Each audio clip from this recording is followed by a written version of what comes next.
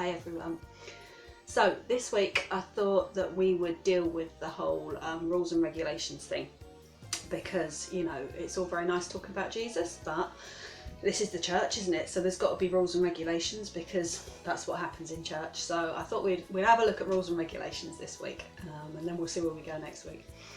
So I was brought up in the church, and I went along to Sunday school with my mum from when I was really tiny, and toddled along and learnt all the Bible stories and all the stuff, you know, all of that gear, and actually carried on going to church right kind of like through my mid-teens as well, which was a bit of a challenge at times, but nevertheless I was still plodding on and I was still going.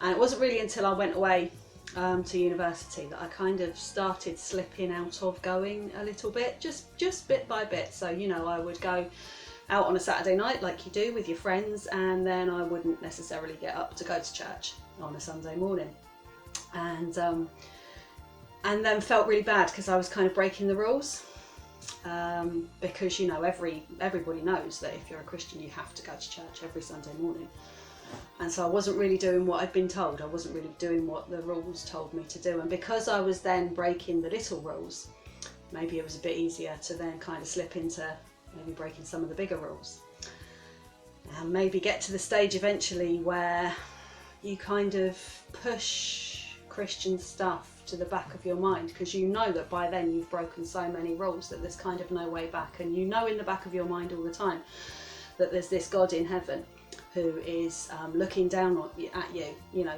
angrily, furiously, with a big smitey stick in his hand, and he's going to smite you with a furious smiting because you've not been obeying the rules. And so that was me for a few years, and then I did come back to Jesus. But what I actually want to say is God is not about rules. God is about relationships. And it's hard for us to remember that sometimes, and it's hard for us to see through stuff that happens sometimes to come to that conclusion. But God is not about rules. God is about relationships. You see, I think that it's actually people that like rules.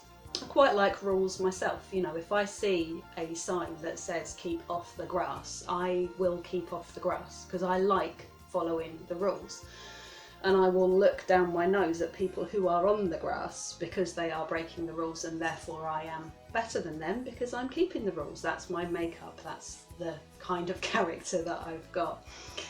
But I think people in general like rules, and way back before Jesus actually walked on the earth, way back in the history of God and his relationship with his first chosen family, the Israelites, the rules kind of crept in, but actually it wasn't God that wanted them, because, or I don't think it was God that wanted them, because God was in this relationship with his family, and his family just used to come to him, and they just used to say to him, God, we're in trouble here, what do you want us to do? You know, what's the best way forward? And they would talk, they would discuss, and God would lead them in this relationship. But then the Israelites, God's chosen family, said, actually, we don't just want you, God, anymore, we want a king. We want a king to rule over us. And obviously with a king comes a kingdom, and with a kingdom comes rules. And God said, well, okay, that's what you want.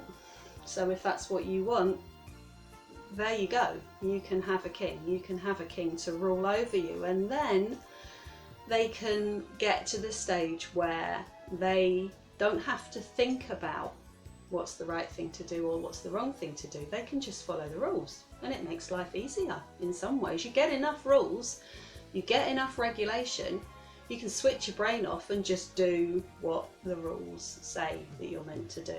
And that's meant to be your way to having a fulfilled life. And this went on for years. So by the time Jesus comes, and by the time Jesus is walking around on the earth, there's this whole religious background where everyone has just been used to following the rules for years and years and years. And Jesus comes along, and Jesus is, as I've said before, this revolutionary. And so what's happening is that he's trying to take the rule book and he's trying to break it up, actually, and he's trying to say to people, you know, you don't need to live by following the rules. You need to live in this relationship. That's the important thing. That's what you should be doing. And the authorities and the religious police of the time, they don't like that. They want people to follow the rules. They want people to do as they're told, because if they do as they're told, there's no problem. There's no, there's no hassle. There's no revolutionary to put down. So they've already been looking at Jesus, and one Sunday, and obviously you're not allowed to do any work on a Sunday whatsoever, because that's what the rules say. So on one Sunday, one particular Sunday, Jesus and his disciples are walking along and they're starving hungry. And so they're walking through a cornfield and they pick the ears of corn and they eat them. And the religious police are onto this because they're breaking the law. They're breaking the law of the land. They're breaking the rules, so they're not happy. And then another couple of Sundays after that, Jesus comes across this guy, comes into contact with this guy that's got a withered hand. And the religious police are looking at him and they're wondering what he's going to do, because if he heals on a Sabbath, if he heals on a Sunday, he's doing work and he's breaking the rules. And Jesus looks at them and he said, look, you tell me, what's the right thing to do? Is it right to do good on a Sunday, or is it right to do evil on a Sunday? Is it right to bring healing, or is it right to do nothing? And Jesus gets the guy to stretch his hands out and he heals the man. And the religious leaders are absolutely furious at this. But it's a foretaste of what Jesus does for us the whole time. You see, what Jesus does is that he puts himself, for this particular guy, he puts himself in harm's way. He puts himself in danger so that that guy can receive healing. He puts himself in the position where he might be arrested, where he might be imprisoned, where he might be put on trial for breaking the law, because he's more interested in bringing healing to this particular man. And ultimately, we know the story. He puts himself in the ultimate danger. He allows himself to be crucified, to be stuck up on a cross and to die, so that we don't have to suffer anymore, so that we can have healing. Jesus is such a revolutionary. Jesus said another time in his life, somebody came up to him and said, what's the greatest commandment? I want to know. I want to do the right thing. I want to be able to be in a place where I really am relating to God. So what is the greatest commandment? What is it that I have to do? And he was obviously referring back to the 10 Commandments, which was a list of, a list of the way you should live, if you like. And Jesus said, actually, it's not about commandments. Actually, it's not about rules. It's not about that. What it is, the whole of that stuff can be wrapped up in this, and it's love God and love other people. And if you do that, then you instantly change everything round from following the rules to being in a relationship. Because Jesus says that actually it's not about rules, it's about a relationship. That's what it's about. I think it's interesting that when we stand up in church or stand up in the registry office or wherever it is that we choose to get married, if we've got married, we don't stand up there. We don't stand there and say, future husband to be, I promise, or future wife to be, I promise that I will always make sure that there's petrol in the car, and I will cook the tea at least half of every week. And I will make sure that I pick up my underwear off the floor and put it in the wash basket rather than just leave it lying where it drops. And I will promise to come to the rescue and read the bedtime story especially when it's been the same bedtime story like 12 nights in a row. I mean, my children are well grown now and I still remember the horror of having to read the same bedtime story 12 times in a row. But we don't stand at the altar and promise those things. What we promise is to love. We say, I will love you. And when we say, I will love you, we imply that all of those other things that go to make a relationship will happen. But we promise to love. God is not about rules. God is about relationships. And that's the same for all of us. Even if we're just paddling around the edge of Christianity and we think, yeah, but the way the church is portrayed, and you're right, the way the church is portrayed is that it's all about following rules. And I'm not sure that those rules are for me. You know how I got back to Jesus was finding him again and then working out how to live, actually. But finding him first, finding the person first, getting back to a relationship with Jesus, and then finding and working out and walking with him and working everything out during that.